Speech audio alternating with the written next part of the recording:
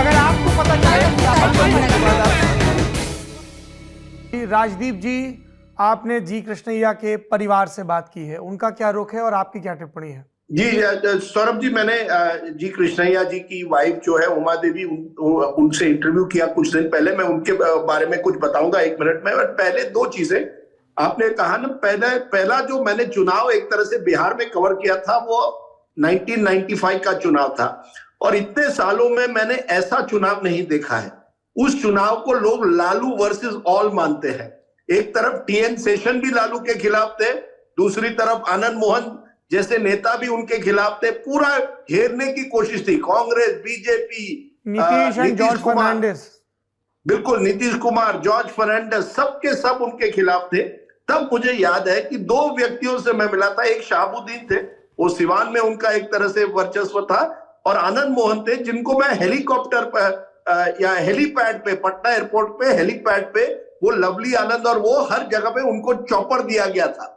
अब वो चॉपर कहां पर, वो पूरी उस जमाने में चॉपर्स इतने हुआ नहीं करते थे जितने अब है, पर वो एक चॉपर लेके पूरे बिहार घूम रहे थे। तब मैंने उनको हेलीकॉप्टर हेलीपैड पे पकड़ा था, और बड़े डार्क गॉगल्स लेके, बड़े अपने आप को वो वाकई समझते थे कि वो लालू यादव को चैलेंज दे सकते हैं, क्योंकि उसके 1 साल पहले वैशाली में बाय इलेक्शन में लवली आनंद जीती थी। उसके बाद उनका उन्होंने अपनी एक ऐसी छवि बना ली थी बिहार पीपल्स पार्टी की कि मैं लालू यादव को टक्कर दे सकता हूं। तो वो मेरी एक याद उनकी है। नंबर 2, आपने कहा कृष्णैया, यहाँ जो अनुभवी लोग हैं वो आनंद मोहन के बारे में आपको ज्यादा बताएंगे, लेकिन कृष्णैया जी की विडो और कृष्णैया जी के बारे में हमें थोड़ी जानकारी देनी चाहिए। कृष्णैया जी एक लैंडलेस लेबर फैमिली से आते थे, तेलंगाना के एक लैंडलेस लेबर फैमिली से आते थे। तब तो एक इकट्ठा आंध्र प्रदेश हुआ करता था। उनकी बीवी ने मुझे कहा कि उनको 3 पैसे, वो एक कूली का जॉब करते थे, शुरुआत में एक कूली का जॉब करते थे, सीमेंट बैग उठाते थे 3 पैसे के लिए। उसके बाद वो एक एग्रीकल्चर लेबरर रहे, फिर उनके पिताजी जो थे वो रेलवे गैंगमैन थे, और बड़ी बड़ी बड़ी गरीब परिस्थिति से बहुत मेहनत करके गवर्नमेंट इंस्टीट्यूशन में से उन्होंने एमफिल कर दी थी, एमए कर दी थी इंग्लिश लिटरेचर में, और वो कुछ दिनों के लिए पत्रकार रहे, कुछ महीनों के लिए, और लेक्चरर बने थे। तो उन्होंने कहा, देखिए, उन्होंने अपनी जिंदगी एक तरह से आईएएस के लिए दे दी, और बिहार जाकर वो वाकई चाहते थे कि बिहार में जिस तरह से दलित समुदाय इतना बड़ा है वहां उसमें बदलाव हो, वो वाकई एक डिफरेंस बनाना चाहते थे। और जब वो उनकी मौत हुई, वो 35 साल के थे, वाइफ केवल 30 साल की थी।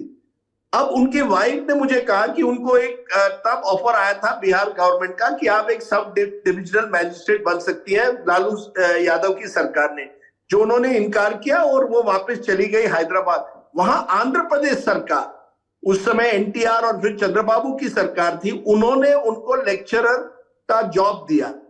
और उन्होंने मुझसे कहा, अब ये मैं इसे वेरीफाई नहीं कर पाया हूं, कि कभी भी पिछले 28 सालों में उसके बाद बिहार सरकार ने मेरी क्या हालत है, किस तरह से मैं हूं, कभी उनको कांटेक्ट नहीं किया। यही सरकार जो मंडल की राजनीति करती है, फिर वो लालू जी की हो, नीतीश जी की हो, बीजेपी कहती है कि हम दलितों के हमदर्द हैं, लेकिन किसी ने उस महिला को इतने सालों के लिए कांटेक्ट नहीं किया, ये उनका कहना है। हाँ, उन्होंने कहा कि जो हुआ है वो नाइंसाफी है, हम चाहते थे कि वो उनकी पूरी टर्म हो, जो 20 साल हो, उनको पूरी, वो तो चाहती थी कि डेथ पेनल्टी हो, लेकिन वो कह रही है कम से कम पूरी 20 साल तो होने चाहिए थी।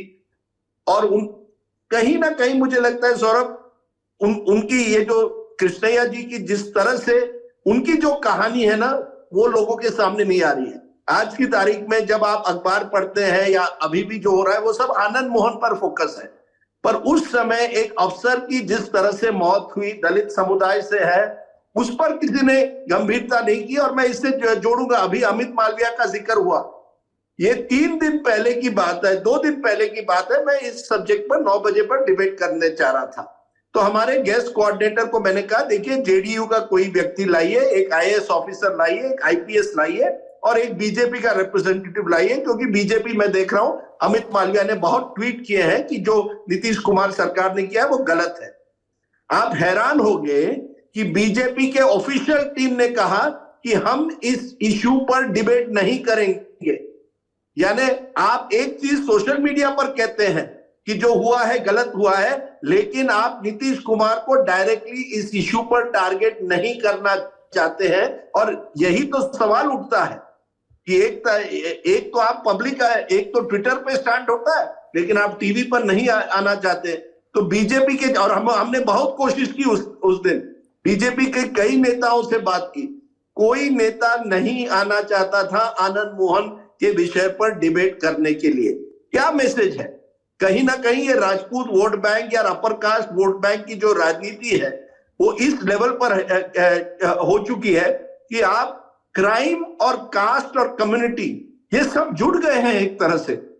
तो कहीं ना कहीं आनंद मोहन के इस रिहाई के बाद मुझे लगता है जैसे एक तरह से समाज जो है, हमारे राजनेता जो है, पहले वोट बैंक पॉलिटिक्स देखते हैं और उसके बाद बात करते हैं वाकई जिस गंभीरता से, जिस तरह का क्राइम हुआ, 31 साल के आईएएस ऑफिसर, 35 साल के आईएएस ऑफिसर को इस तरह से मारा गया।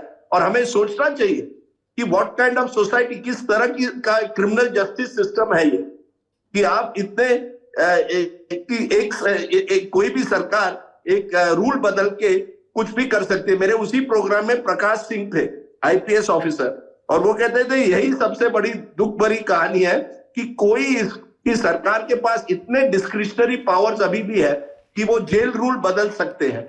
हमने बिल्किस बानो केस देखा सौरभ भाई, तब आपको मालूम है क्या हुआ? गुजरात सरकार ने 2013 में एक रूल पास किया था कि जो रेप कॉन्विक्ट है उनको कोई रिमिशन नहीं मिल सकता, लेकिन वही सरकार ने 93 का एक पुराना पॉलिसी निकाल के कहा कि उस पॉलिसी के हिसाब से हम ये रिमिशन कर रहे हैं। और जब सुप्रीम कोर्ट ने कुछ दिनों पहले सरकार से पूछा please show us the papers, सरकार ने वो पेपर भी नहीं दिखाए। तो क्या मैसेज जाता है, whether it is Anand Mohan Singh और बिल्किस बानो, लॉ जो है इस देश का, कानून जो है उसका गैर इस्तेमाल जिस तरह से सरकारें करती है, जेल रूल्स को बदलती है, रिमिशन रूल्स को बदलती है, डेरा सच्चा सौदा चीफ को परोल बार बार मिलता है, ये किस तरह का कानून है? तो ये सब जो चीजें हैं, और कृष्णैया की जो विधवा है बड़ी भावुक होकर ये कह रही थी, अब कौन उसकी बात सुनेगा?